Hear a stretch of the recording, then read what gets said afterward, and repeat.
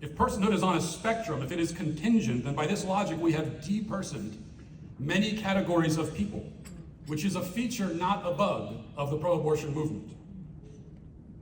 They intend to whittle away at both ends of life, the young and the old, unpersoning one subset after another, until the right to life has been extinguished for all but the privileged few. The only other option, aside from personhood being attained by degree, is that personhood and its attending moral rights and dignities is inherent to all living human beings. If something is inherent, that means that it belongs to the essential nature of that thing. The idea that our human dignity, our personhood, is inherent, that it belongs to our essential nature, cannot be lost or diminished under any circumstances. That's an idea that lies at the foundation of our country, at the foundation of any notion of human rights. It's an idea that everyone in this country pretends to believe under most circumstances. If an unborn baby does not have inherent value, then human value itself is not permanent or essential, and thus, if it does not have inherent value, then neither do you. That's right. You cannot gain inherent value. You either have it from the first moment of your existence, or you do not have it at all. Which is why sometimes I think that we get lost in the weeds of this argument about, well, does life begin at conception? The answer is yes, it does.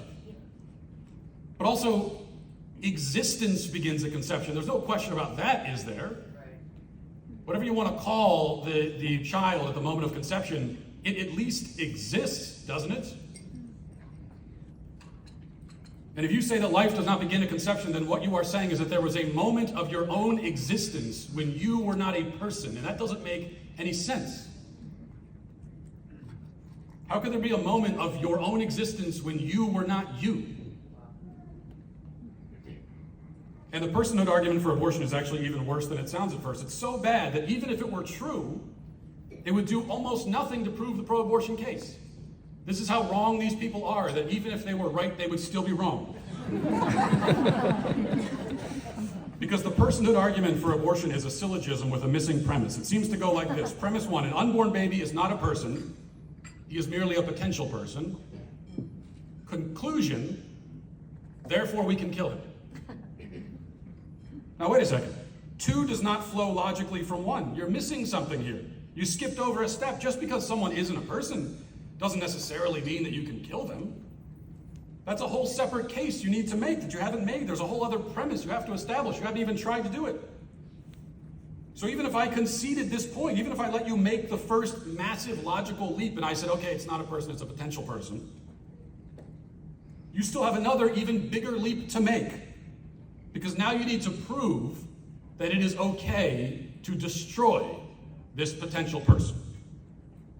I don't see how you make that case, because if I agree it's a potential person, for the sake of argument, it would seem to me that this potential human ought to be treated like the most valuable non-person thing on the planet.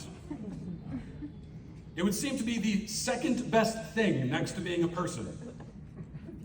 And I don't think it is necessarily okay to kill the second best thing.